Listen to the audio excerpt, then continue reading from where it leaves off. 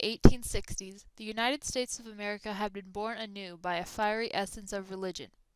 In the presence of ideological expansionism, the country moved to transcend its borders of influence and establish the treasured word of God on international soil, in particular that of the East, China.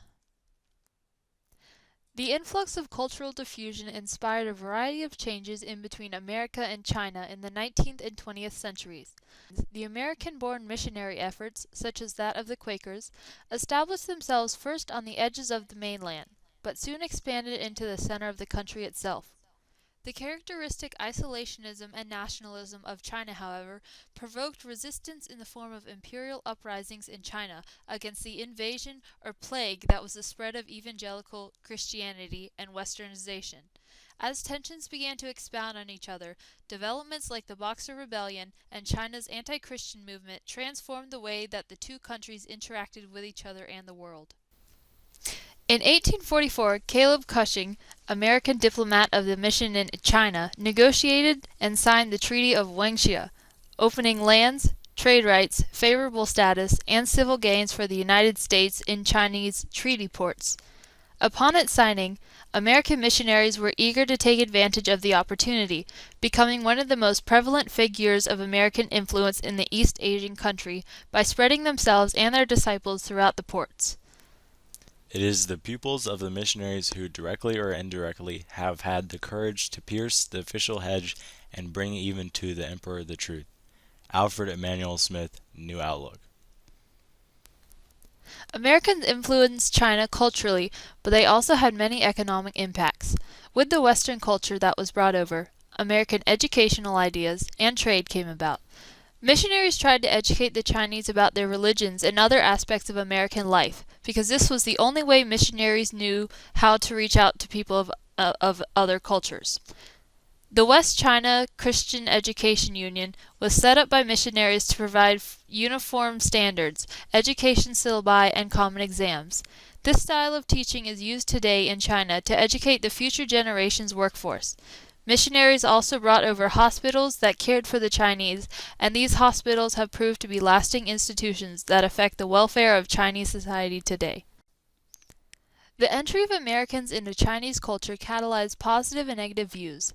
The Americans, in particular, divided themselves into two groups. The group opposing the outreach to China consisted of isolationists and predominantly leftists. The group saw the expansion of Christianity as expending valuable resources and time into foreign nations, which could be used otherwise to develop domestic infrastructure. The predominant leftists of America viewed their missionary attempts as similar to the Chinese leftist and imperialism movements. On the other end of the political spectrum, many Americans, including those of the public voice, were in favor of the missionary movement. This group did not see this movement as an intrusion on the Chinese culture, but as a positive movement to spread American culture and influence, a demonstration of the United States' growing power. While there were extremists for both sides of the argument, Americans in general supported the movement, hence providing support from the home front.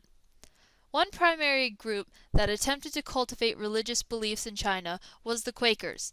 In 1886, the Friends Foreign Missionary Association sent Quaker associates to China in an attempt to spread their faith. As the Quakers developed relationships with Chinese natives, religious schools developed around the country. Although the main religious schools established were primary schools for small children, Quakers managed to establish various higher educational institutions around China, including the Union Middle School and Union University in Chengdu. On the behalf of the Quakers, semi-friendly relationships were established, but Quakers and natives alike failed to see eye to eye on a personal basis. The motive of the service is to be found in the urgent desire that grows in men and women when they have entered into living experience of God, to share this experience with others and to translate it as a motive force into the common actualities of human life. The purpose of the missionary service is simple. It is the same as the purpose of Jesus, to redeem the old world and to establish the new man and the new society, the converted soul and the kingdom come on earth. The motives and purposes of Friend Service. When taking into account the position of the Chinese citizens regarding missionary efforts, they were relatively similar to those of the Americans. Some reflected positive opinions, while others detested the idea. The immediate views were that the missionaries were attempting to replace the Chinese culture by threatening Chinese teachers and upholders of the Chinese tradition. One contributing factor towards this amount of hatred was that the Western religion and Western civilization were becoming so intertwined that it had become very difficult for the Chinese to differentiate between the two. Those in support of the missionary movement were mainly those who resided in the modern cities and treaty ports. This group sought the positive impacts of the Western civilization brought over, which included education, hospitals and medicines, and thinking. Many Chinese reformers of the early 20th century grew to become accepting of the Christian faith and adopted ideals which would become present in the emerging republic. Sun Yat-sen, founder of the Republic of China, would become accepting of the faith, although he was against Western imperialism.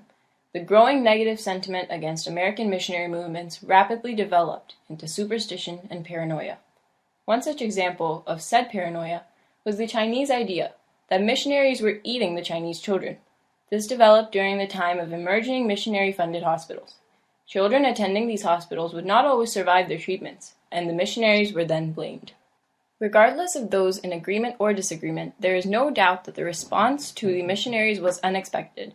Mass cultural shock that would forever make its mark on Chinese civilization, no matter how hard the Chinese government tried to reverse the effects.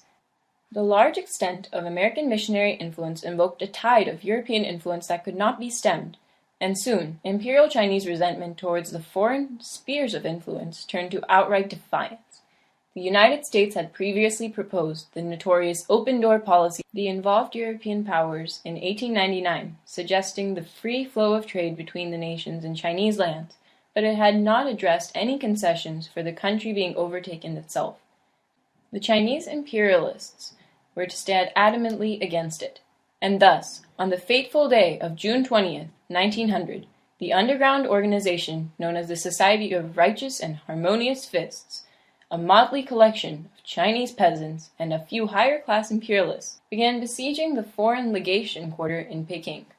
The Boxers aimed to expel the colonizing powers of Japan, Russia, Britain, France, Germany, Italy, Austria-Hungary, and the now belligerent United States. The imperial court waged war against the foreigners as Empress Dowager Cixi issued the imperial decree of declaration of war against foreign powers. With war having been declared, Japan and Russia hurried to form the allied coalition of armies against the Qing power, and after a year of bloody conflict tolling upwards of 2,000 losses on each side, along with the assassination of a German foreign minister and over 130,000 civilian deaths in the city, including the deaths of 32,000 Chinese Christians. The Chinese imperial power succumbed to the alliance and the conflict was abated.